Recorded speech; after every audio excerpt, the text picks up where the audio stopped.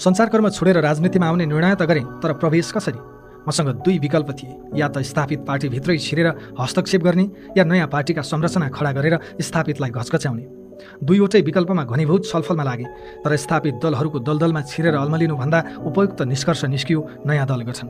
यो पनि कम चुनौतीपूर्ण कहाँ थियो र? पार्टीको नेतृत्व गरिदिन आग्रह गर्दै म कसको दैलोमा पुगिन। देशले मानेका र समाजले चाहेका प्राय सबैसँग मैले कल्पना गरेको दलको नेता बनिदिन आग्रह गरेँ। म सघाउँछु, तपाईँहरूले नेतृत्व गरिदिनुहोस् भने धेरैले मानेनन्। सन्दुक रुइतदेखि कुलमान घिसिङसम्म, राजेश हमालदेखि अनिल केसरी शाहसम्म यस्ता कैयौँ व्यक्तिसँग पार्टीको नेतृत्व गरिदिन हार गुहार गरेँ। कसैले विश्वास नगरेपछि मात्रै म आफै सभापति भएर पार्टी दर्ता गरेको हुँ। पार्टी खोलिसकेपछि पनि नेतृत्व लिनुहोस् वा कम्तीमा पनि उम्मेद्वार बनिदिनुहोस् भनेर मैले कैयौँ ढोकाहरू ढकढकाएँ, तर मेरो चुनाव प्रचारको समय नष्ट मात्रै भयो। धेरैले मानेनन्। जनताले रासोपालाई चौथो ठुलो पार्टी बनाए, करिब 11% समानुपातिक मत पायौँ।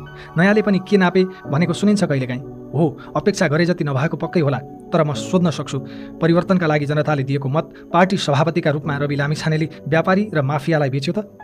समानुपातिक मत भनेको नेतालाई बेचेको मत जस्तो बुझिन्थ्यो। नेताले या परिवार, नातागोता र दासहरूलाई सांसद बनाउँथे या व्यापारीलाई बेच्थे। त्यस्तै गर्यो त रासोपाले। प्रत्यक्षमा जस्तै रासोपाले आफूले पाएको समानुपातिक मतमा पनि जनताका सबैभन्दा प्रतिबद्ध प्रतिनिधि छान्यो। म गर्वका साथ सोध्न सक्छु, एसिड आक्रमणमा परेकी बिन्दवासिनी कंसकारलाई कहिल्यै संसदमा लैजान्थे यिनीहरूले? प्रदेश छोडेर फर्किएकी सुमना श्रेष्ठ यिनीहरूको पार्टीमा कहिल्यै अटाउने थिइन्? स्थापित भनिएकाहरूले कहिले दिन्थे मनिष झा र सन्तोष परियारहरूलाई पालो? देशको अर्थतन्त्र जर्जर हुँदा समेत डाक्टर सोनिम वाग्ले जस्तो विश्वले मानेको अर्थविदलाई लत्याएकाले कहिले चिन्थे डाक्टर चन्दा कार्कीहरू? यिनीहरूले कहिल्यै प्रत्यक्ष निर्वाचनमा उतार्थे त तोसीमा र सोभिता जस्ता भरभराउँदा युवाहरूलाई? माफियालाई टिकट बेच्नेहरूले कहिल्यै मौका दिन्थे त हरि ढकालहरूलाई? मन्त्री बनाउँथे त विराज भक्त श्रेष्ठ, शिशिर खनाल जस्ता क्षमतावान युवालाई? वर्तमान व्यवस्था र संविधान मानेरै पुराना राजनैतिक दलभित्र रहेको विकृति विसङ्गति सम्बोधन गर्ने गरी हामीले नयाँ पार्टी बनायौँ। आज रासोपा बिनाको प्रतिनिधि सभा कल्पना पनि गर्न सकिँदैन।